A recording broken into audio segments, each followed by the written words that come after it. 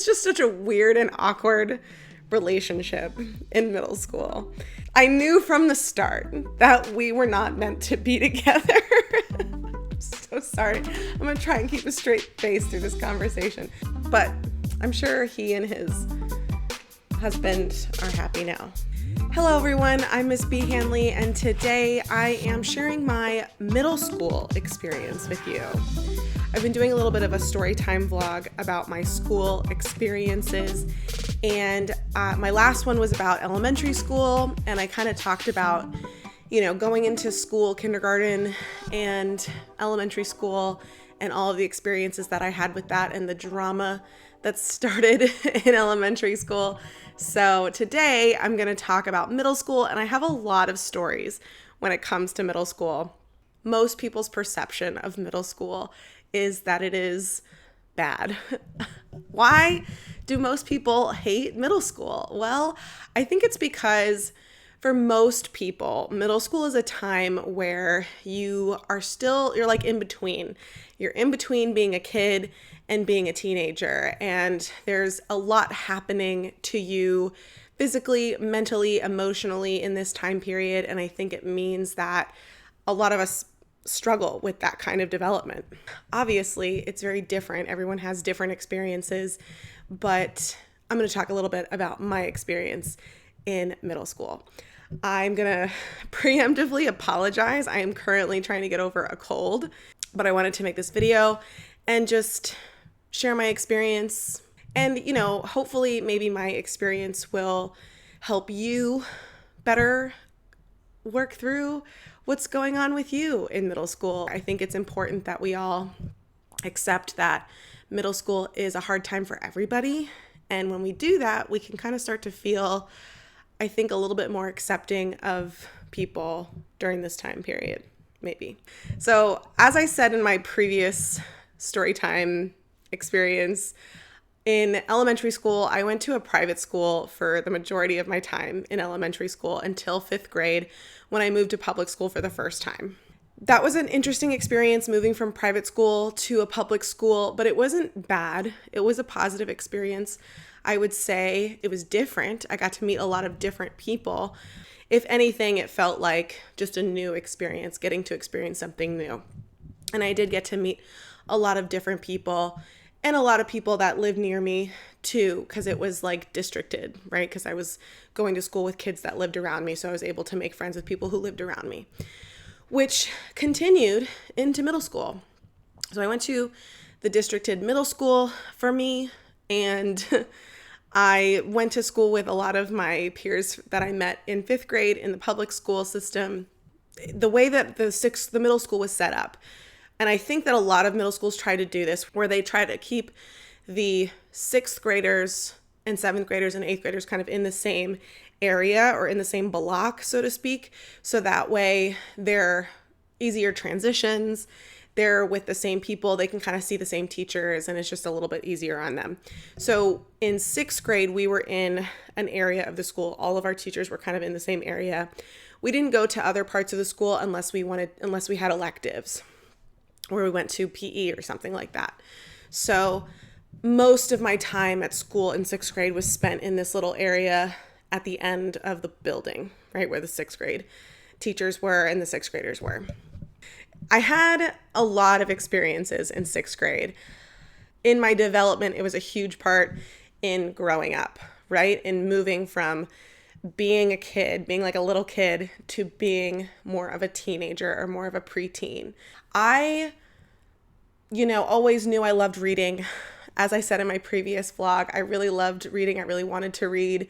Reading aloud was like my favorite thing to do in class, and math was always a struggle for me. So reading, I loved my language arts class and my language arts teacher. And in the first quarter of the year, we took a reading test that would determine our reading level. And I remember my language arts teacher bringing me up to her desk and saying to me, "You scored an 11th grade reading level on your reading test. I want to know, do you want to go into the advanced class?" Because at the time, I guess I hadn't whatever was going on with the testing environment at that time, they had put me into the regular language arts class. And so she said to me, do you want to go into the advanced language arts class? And at that moment, it was like that moment where I started to be like, wow, I didn't know that I was that good at reading. Like, I didn't know that 11th grade, like the 11th grade reading level, like I was that good. So that was sort of an inspiration to me. I started to read more and more books in that time period. I really wanted to go to the bookstore and get more books and read more. And I got really into reading and stories. And I remember our teacher assigned us the book Holes, which I loved. I absolutely love the book Holes to this day. I love the book Holes. I think back on it all the time. It's one of my favorite books. It's one of my favorite movies. And that was just like such an inspirational moment for me. As far as the other academics go, I think I was really good in history. I think my next best subject would have been history. And I really liked my history teacher. He was a really intelligent teacher. Like, he was a really intelligent guy who, shared his understanding of the world in a really interesting way. And he kind of imparted to us the importance of history. He took it very seriously. And, it was just kind of gave us this importance, this meaningful aspect of history. We learned about the Holocaust in 6th grade, which I had known a little bit about, but it started to really, I think, affect me. And the way that he taught it was very, like, a really important aspect of our education, and like understanding, like, there's a reason why we learn about these horrible things in school, so that we don't repeat these instances. And then I would say science was next on the list. And I think we were doing planets, so that was really interesting to me. I really enjoyed learning about planets and learning about our solar system. I always really enjoyed that. And then, of course, math was my least best subject. And I think I had like another class, like that was like a skills class or something, and she focused mostly on reading. She didn't really focus a lot on the math skills. And honestly, I look back at my 6th grade math teacher, and he was not great. I'm not going to say his name. I'm not going to out him or anything. But he was a male teacher, and there were rumors about him. And if you're a male teacher in middle school or high school, and there are rumors about you, you're doing something wrong. If you have girls talking about how you look at them and how you treat them, something's wrong.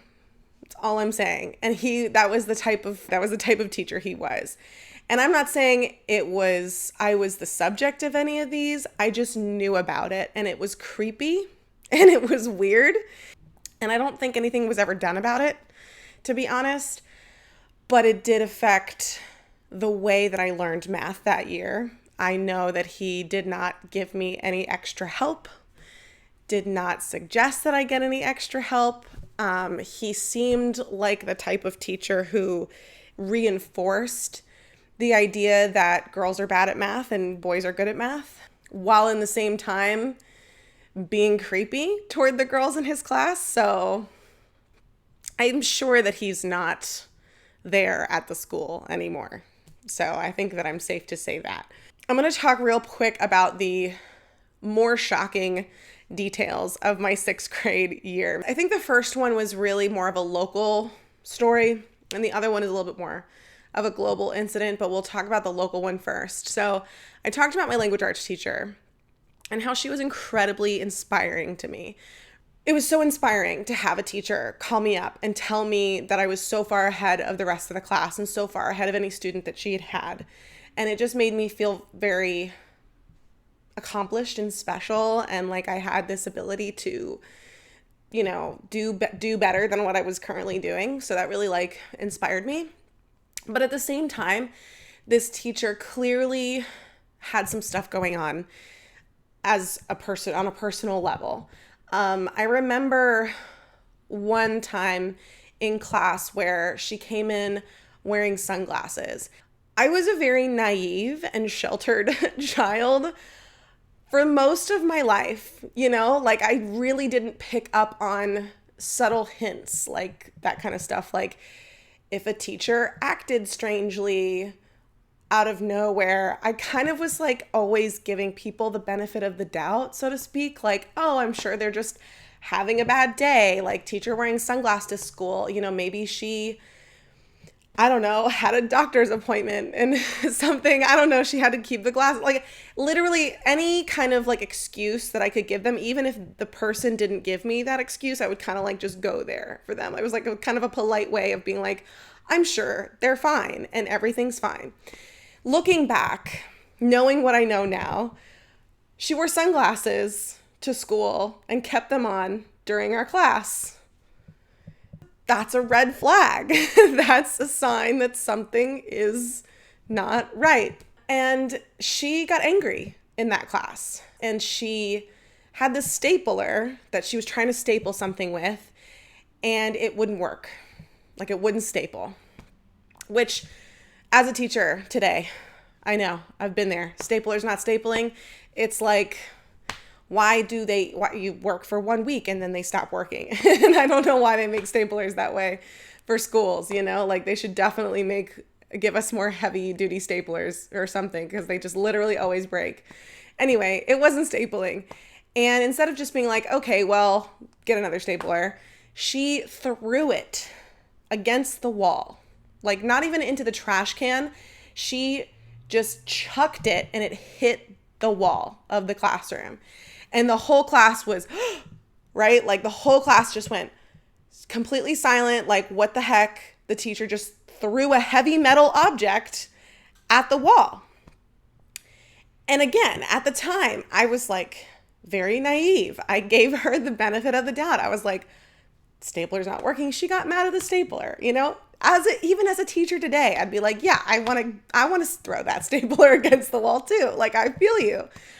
And at the time, I didn't think anything of it, because later in the year, it was over winter break, and we had been told that our language arts teacher was not coming back. And there was a story in the news that she had been pulled over and arrested for drug possession. And I remember my mom telling me and being in a kind of like this weird like shock about it, because I really admired this teacher. I mean, after all, she was the one who inspired me to like, pursue reading as a skill, right? And to like really enjoy it. And I really liked her as a teacher. And I had told my mom about it. I had told my parents that I had really liked her as a teacher. And so it came as kind of a shock to hear that she had something bad happen, like a criminal act, something that I had never really heard about happening to teachers before, especially not in my experience. In my first 5 years of education, 6 years of education, I had never really heard of a teacher being arrested or even doing drugs, right? Like, I don't even know if I thought that teachers drank alcohol. Like, I was so naive that I was like, how could this happen? How could a teacher do this, get involved in this? And I remember before I even went back to school, my mom said to me that this was probably a mistake that she regretted, that the teacher regretted, and that it was probably a really bad moment for her, and that I should have a little bit of sympathy and empathy for her as a person. And looking back, that was definitely the right thing to say, to kind of, it's easy to judge somebody for their worst mistake, but my mom also kind of gave me this sense of like, maybe she's going through something. Maybe this is the path she went down because she's going through something more than what we know about. And that was a really big thing, because going back to school, there were a lot of kids who were like really quick to judge. Did you hear about this teacher? Did you hear about the language arts teacher? She got arrested for drugs, blah, blah, blah. And all this kind of talk about her, which obviously we're 12 years old. Like, what do we know about drugs and drug possession? A lot of what I think kind of circulated among the students was parroted by what our parents were talking about. And our teachers were very closed lip about it. They did not talk about it with us at all. And I just remember thinking that I felt bad. I felt bad for her. I really enjoyed her as a teacher, and I know a lot of the kids may not have liked her as a teacher. And I do remember being called back to that moment of the stapler against the wall, because I was like talking to a friend and I was like, I can't believe it. I loved her. She was such a great teacher. And I remember my friend being like, Brenna, she threw a stapler against the wall when it didn't work. She wore sunglasses in class. And I was like, oh, like those were like the first moments where I was able to connect these separate incidences to the larger issue, which was obviously something that she was going through. And I think this speaks, I just want to really quick finish up by saying that this whole thing with the teacher getting arrested for drug possession is very telling of the time period in which I feel like teachers were starting to struggle in the industry. I mean, obviously being a teacher now and thinking about all the stuff that's happening now with teachers and the stuff that we hear about online in the news with teachers. Looking back on those teachers, I think about all the teachers that I had in middle school and in high school. And I can only think of 2 teachers that were younger than 30.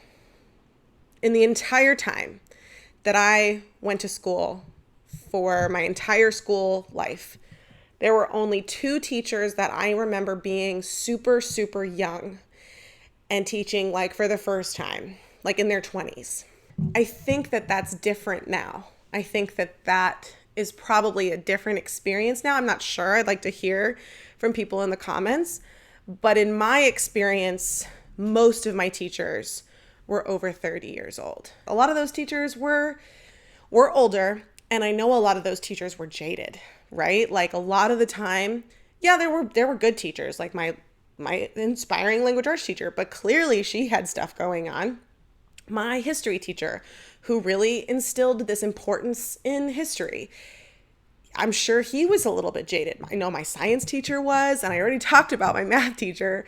Like all of those teachers, I think about an aspect of them had kind of been beaten by the system already, which affected their teaching style and affected how they communicated with kids. That being said, I'm going to age myself here with my next 6th grade story, and then we'll move on to the other 2 grades. 6th grade was a doozy, though, okay? Not only did I have a teacher get arrested for drug possession, and we had to get a new teacher in the middle of the year, who was my first teacher who I'd ever met, who was really young. Like, she was like fresh out of college, her first teaching job, and it showed. But that same year, we came to school one day, and it was a very normal day. My mom worked at a place right next to the school, so she drove me to school and then went to work, and then I went into school. It was very normal. There didn't seem anything wrong. We go into the classroom, and it's homeroom, and I'm with my history teacher for homeroom. School had literally just started, and I think someone came in late. They seemed really agitated. And now I'm looking back, I kind of remember them saying like, did you hear about this? Something's going on. And I'm like, no, like, what are you talking about? And then the teacher, our history teacher, was talking to a student about a late assignment or about something. It was kind of like telling them off about it. So the way that the classrooms were set up, there was like 4 classrooms that were connected by an internal room. And a teacher comes in from that planning room. And she's like trying to call my history teacher over, like, hey, pss, pss, hey. And he's doesn't pay attention at first. And the rest of the class has to be like, there's a teacher over there asking for you. So-and-so's asking for you. And he's just like, what? And he like turned to her and he goes over and she's like calling him over. Like she doesn't want to say it in front of us. So she's like calling him over and she like whispers it to him. And his reaction was so strange. he comes back. He's like, what? And she was like, turn on the TV. And he goes to the big TV that we have, big box TV that we had in the classroom back then. And he turns it on to the news. And he just stands there. And he doesn't say anything to us. He just turns it on and just starts watching it. And at first I think, well, he's going to change the channel to like the school news. He doesn't. And then I'm like looking at what's on the screen. And I'm like not at all sure what I'm looking at, right? I know I've seen it before. I know I've seen what's on the TV before, but I don't know. I can't really place it in my mind, right? And the class is like, what's going on? Like the students in the class are like looking at each other like, what's going on? And I start to realize that what I'm seeing on the TV is New York City. And I'm seeing the Twin Towers, and one of them is on fire. And I'm like, what is this? Like, the sound didn't come on at first. Like, he has to get the remote and like turn up the sound. And it's like this really weird moment where like my stomach starts to drop and I'm like, this isn't real. Like, this is a dream. And I start to kind of have a really uneasy feeling because the teacher's just standing there. He's just standing there watching the TV in like just like a statue. Like, he's not moving. Like, he's not speaking to us. He's just staring at the TV. And we're watching the news report and we see a plane fly into the Twin Towers. And the kids are like, the rest of the class is like so confused. Our city I grew up in, I should say, we're nowhere near New York City. We're on the same coast, but we're not anywhere near it. But we have a lot of people who are from New York. And I had a family who was living in New York at the time. And I'm starting to get really panicked, right? Because the teacher is acting strange. Nobody's saying anything to us kids. And now I realize what I'm watching. And it's real. And it's literally happening as we're watching it. And the lady on the news comes on and says, there's an airplane that flew into the Twin Towers. And I think, the rest of the day just seemed, I don't even know how to describe the rest of the day. Like, because we literally watched this. And I don't even remember if our history teacher said anything to us for the rest of the period, right? Like, he just kept the TV on and we watched it. There was an announcement, I know, during the day that was like, if you want to call your parents, you can call your parents, and like kids were starting to get picked up from school, like going home. And I remember calling my mom at work and she was saying to me, at first I asked her about my family in New York, like, are they okay? Right? Or have you heard from them? They're okay. They're fine. They're safe. And I remember asking her, I was like, should I come home? Should I come to where you work? And she's like, no, I don't think you should come to where I work. I think you should stay at school, is what she said. And her reasoning was because she worked at a Jewish organization, a religious affiliated organization.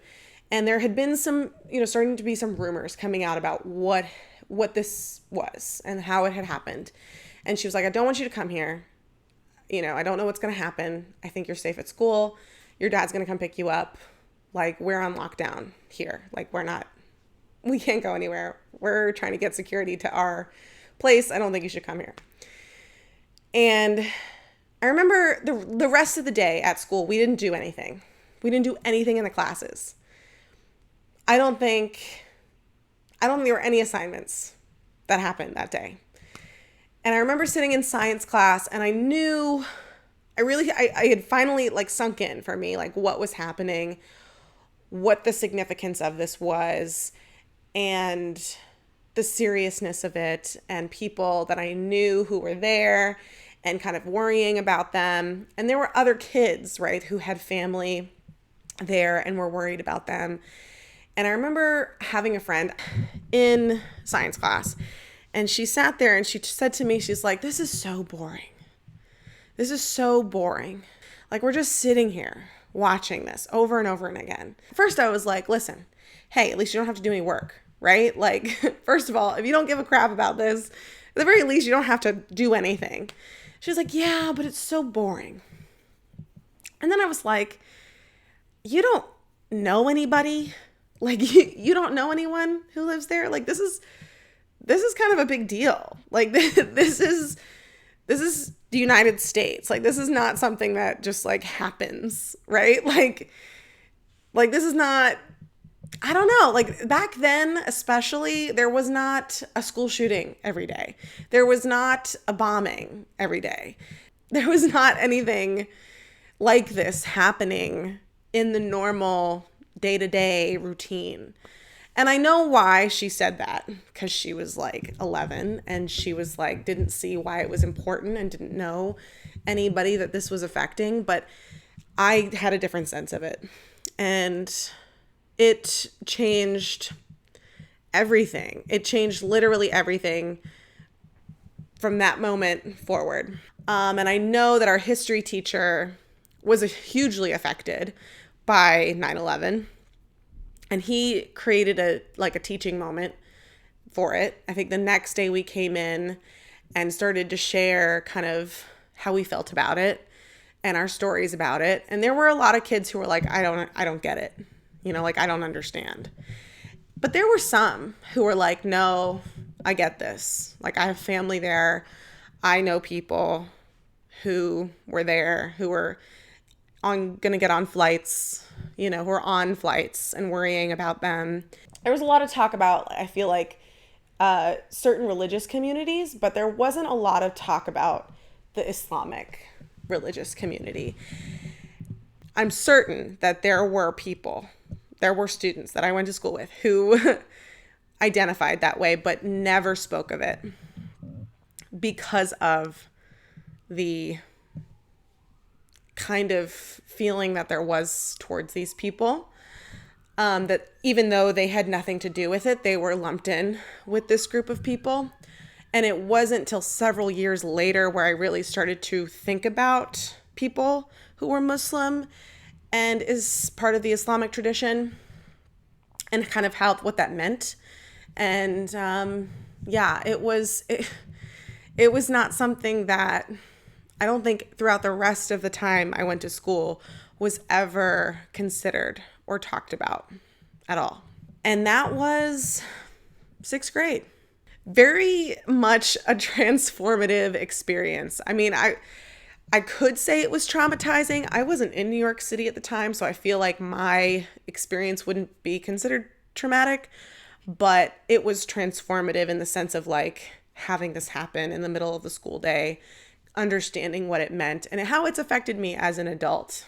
Going into 7th grade, probably the worst grade. If we're being quite honest, if we're talking about middle school, 7th grade is the middle of middle school.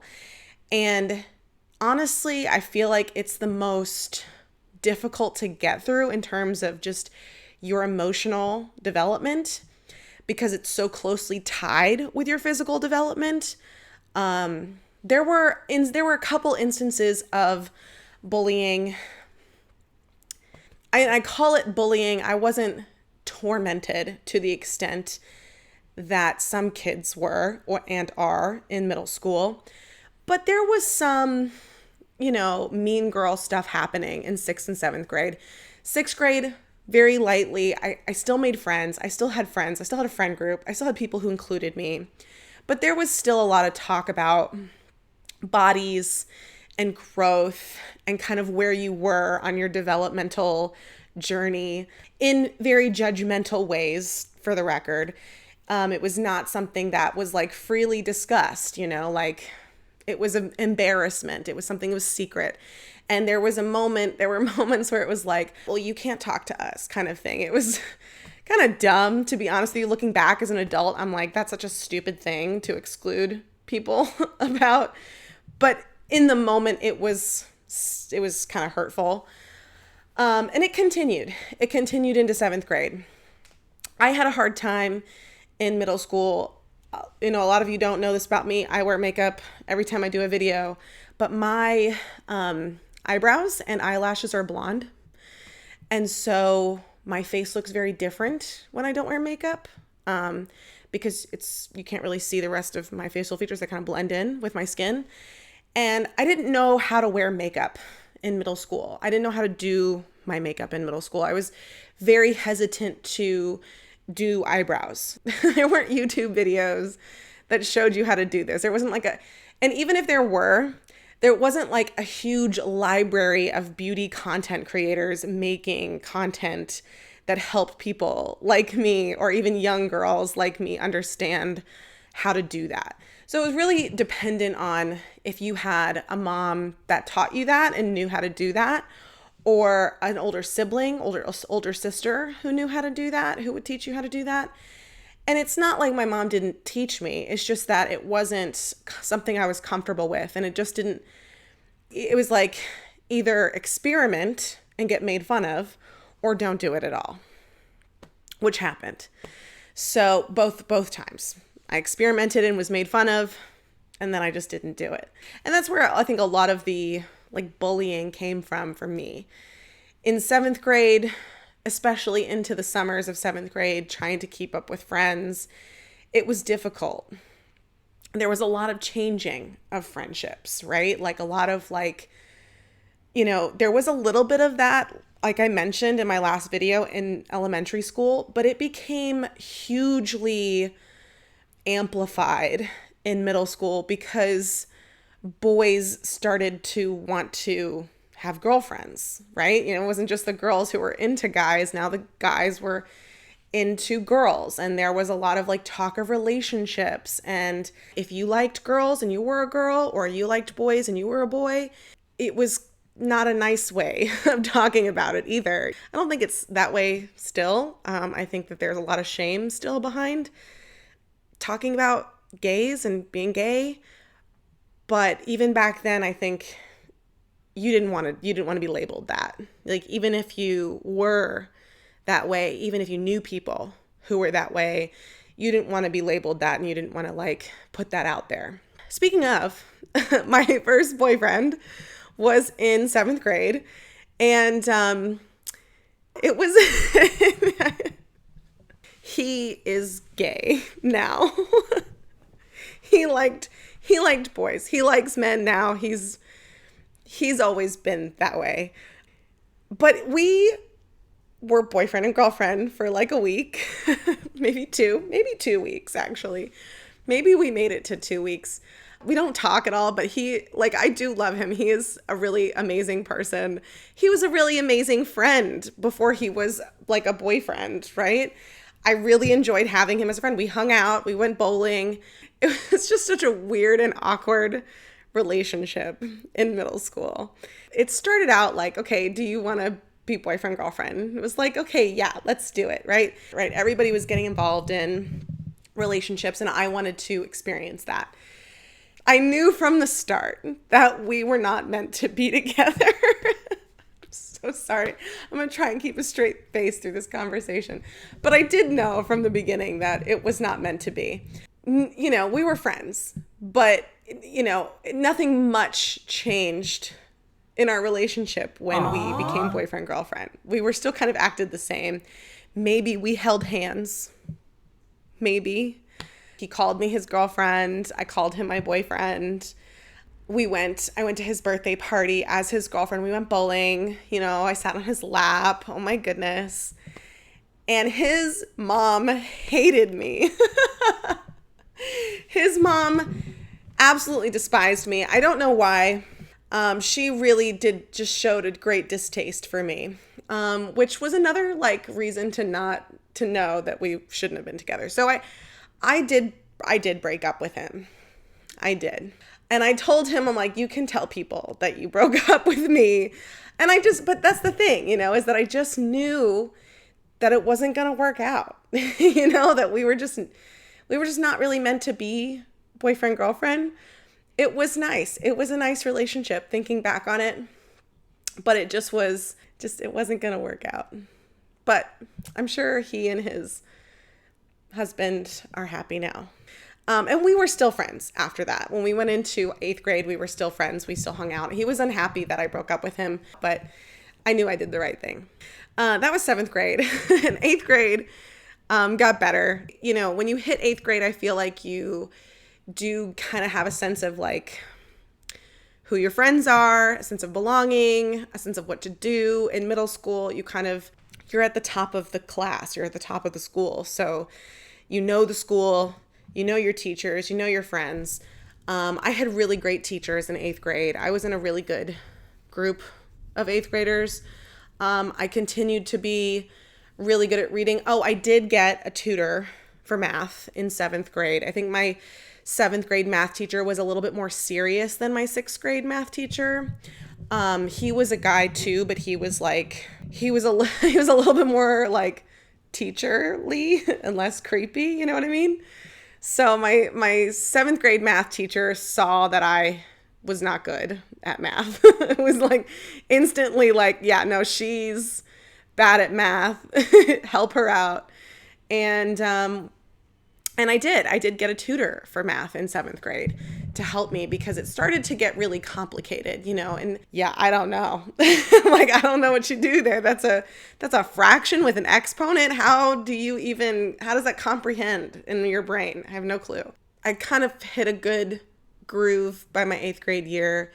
I had some good friends. I think I only had one dress code violation in 8th grade, and it was on the last day of school. Which I feel like, okay, gonna give me a dress code violation on the last day of school. I mean, really, like, we're not even gonna be here anymore, kind of thing. My 8th grade teachers were great. I really, again, had a really great language arts teacher. I had a really great reading teacher. We read The Outsiders.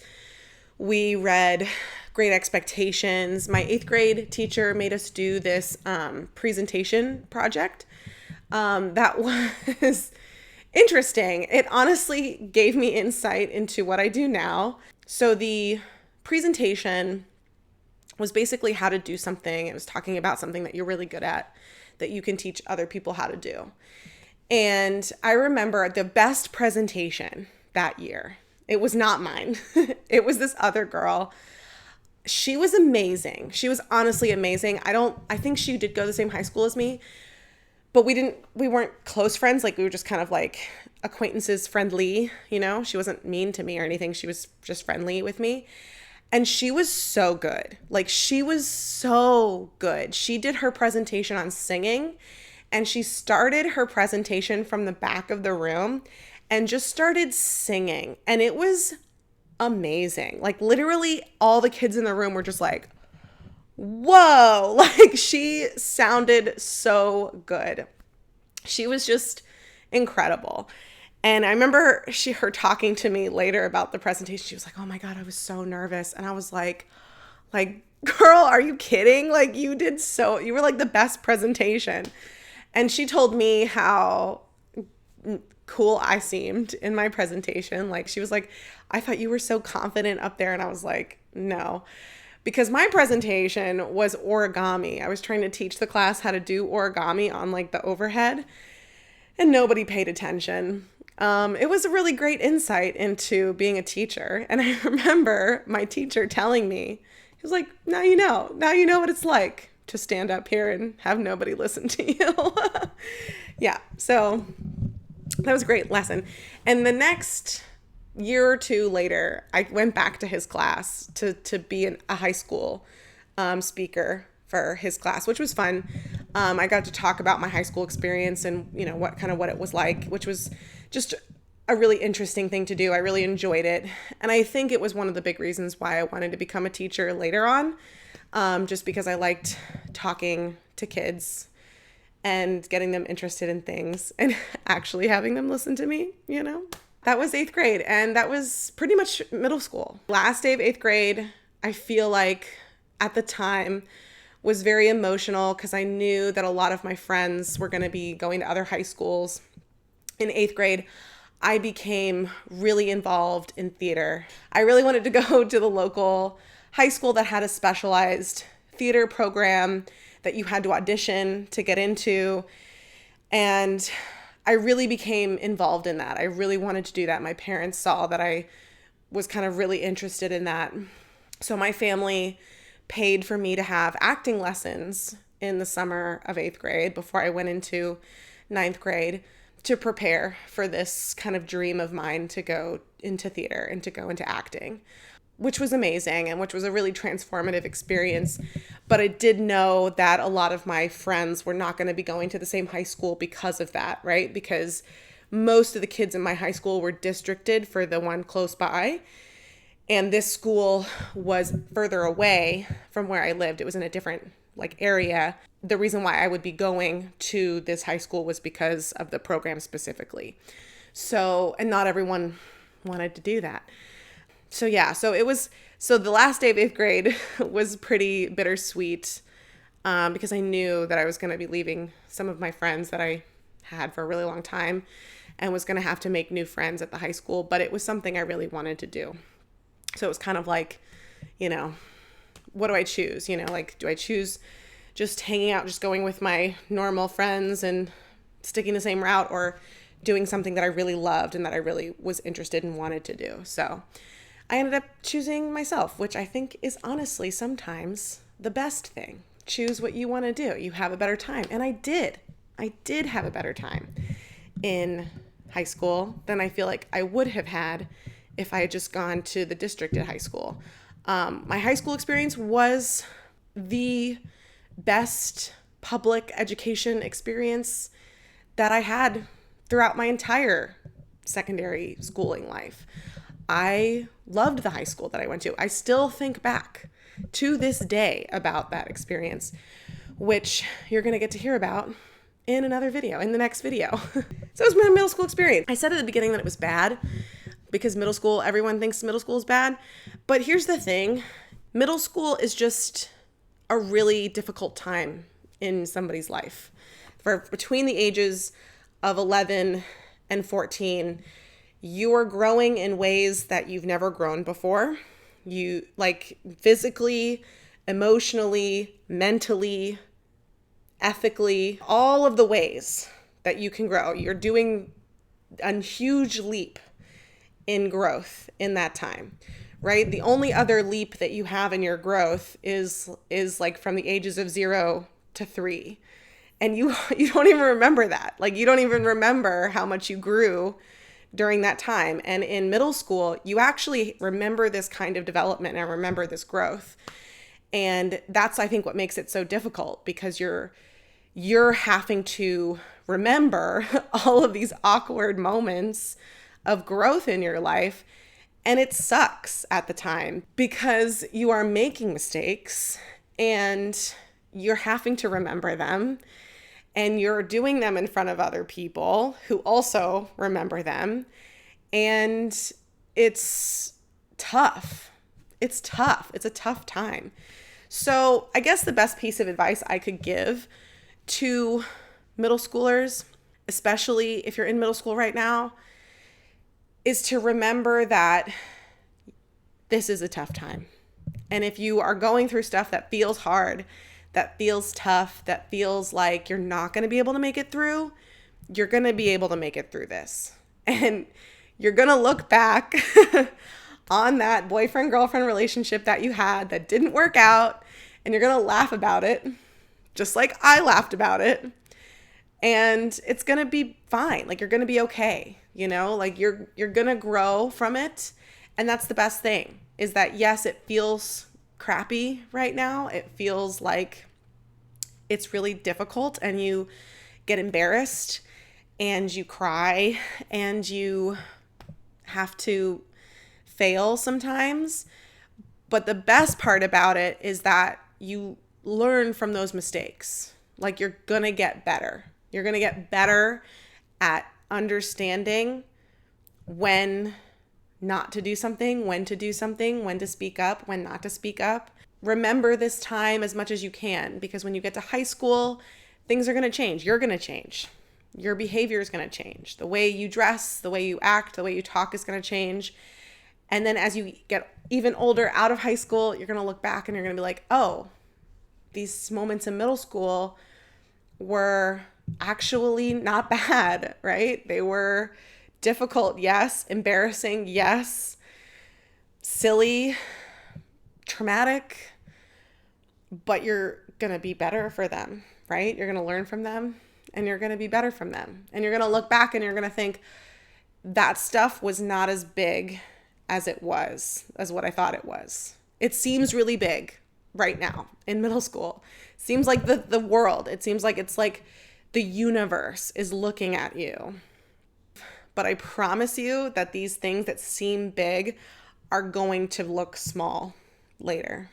I remember people telling me that when I was in middle school, and I was like, they don't understand. I'm never going to be that adult. Who says that? Here I am saying that. And remember to do it for you. Don't do things for other people, because those people, they're going to do things for themselves. They're not going to do things for you all the time. You're going to wish like that you have done things for yourself instead of doing things for other people. You have to choose your own path. You have to do what's right for you. Anyway, so just remember, things get better. Yes, middle school's hard. It's tough, but it's honestly hard for everyone. It doesn't seem like it's hard for everyone.